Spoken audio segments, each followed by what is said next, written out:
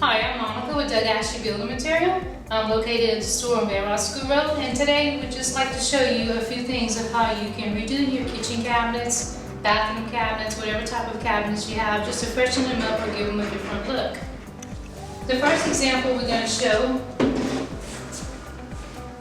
we took this cabinet door which was painted, and if it's painted and doesn't have too many layers of paint on it, you can just basically just sand it, and this is what I did here at the bottom part. I sanded it with just a regular sanding sponge. Then I came back and saturated it right with a peso, which is a deglosser. But when you use this, it also helps your primer coat stick better. You saturate it right, wipe it down, and then you just dampen another right, and then wipe it again to take the excess off. Once you do that, you let it dry well, then you can come back over it with a primer. On cabinets, we recommend the Always Primer because it blocks the stains better. Once you have one coat of primer, I use the cover seam, which dries in an hour, but with the humidity, sometimes you might want to let it dry a little longer. But you can actually come back and put your first top coat of paint on the same day. The top coat of paint that we use here is made by Porter Paints by PPG. It's an Advantage. It's a latex enamel, which works very well. It dries hard, so it's an excellent product for the cabinets. There is 2 coats in here. You know, allow 24 hours between each coat just to give it a nicer looking finish. And that's the process you would do if you would just want to repaint. The other process we do is, some people call it antiquing. This door here was previously painted, and what I did is I just took a gel stain. You can take any color you want. The gel stain color on here is the dark walnut. Sanded it lightly, took a saturated rag of the deglosser again, passed it over it, a dampened one, passed it over again, and I let it dry for a couple of hours just to make sure that it was totally dried out. Then I came back and I took a rag and I just dipped it in the gel stain and I covered the door completely with it. Once the door was completely covered with the stain, I took a China bristle brush, passed it in one direction, and once I removed the brush on it, I wiped the excess stain off of it. So you can leave as much stain on it as you want or take off of it as much as you want. So in some areas you can leave it darker, like I left it darker right here. You can leave it darker like all the way around and it really accents the door well. Once your stain is dried, you can come back over it and put a coat of polyurethane on it. The polyurethane I use on this one is the Minwax Gloss. It's the fast drying one. You can put a coat, sand it lightly, and put another coat. And that makes it really nice. And the little decal, you can put any decal you want. You can go leafy decal, outline it with black paint, and then once you do that, if you put it on there just like that, it looks really bright. So you want to tone it down a little bit to blend in more with your cabinet.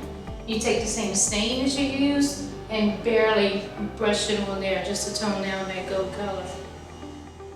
And it really comes out nice. It's something different. Yeah. It's a few steps, but you don't have as much sanding in this process as you do the other processes. And the third one we're going to look at, it's a stained door. We wanted to keep it stained.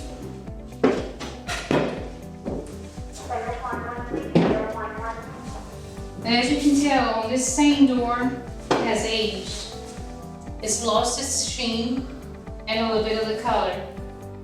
So I just lightly sanded it.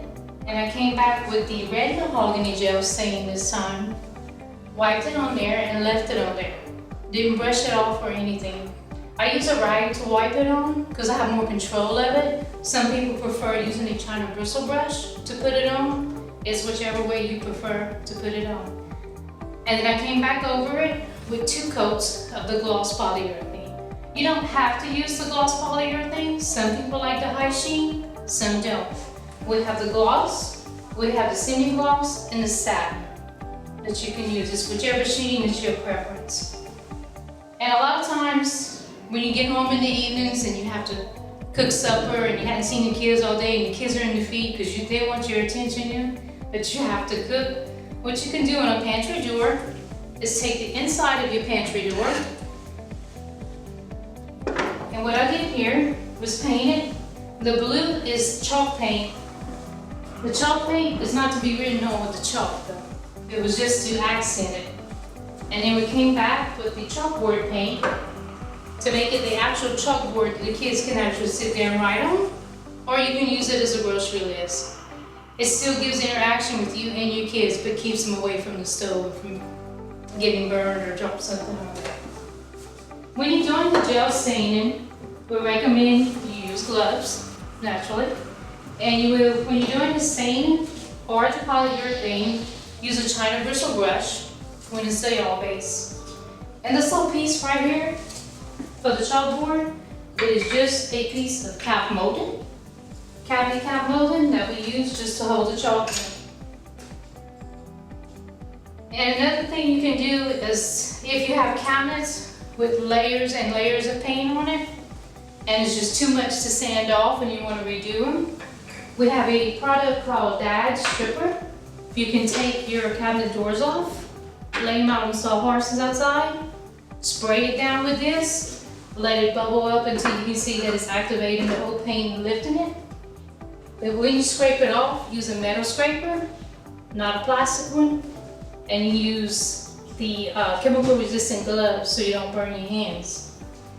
Anytime you're working with stains and you use rags, make sure you soak your rags in a can of water before disposing them of it. Because if you just bundle them up and throw them, they catch on fire. And it's because of the linseed oil that's in the stain. So that's something you have to be extra careful with. If you would like to redo any type of cabinets you have and you have any questions, just stop by and visit our paint department at Novera School Road or any Doug Ashy store, and we'll be more than happy to help you out with it. Thank you.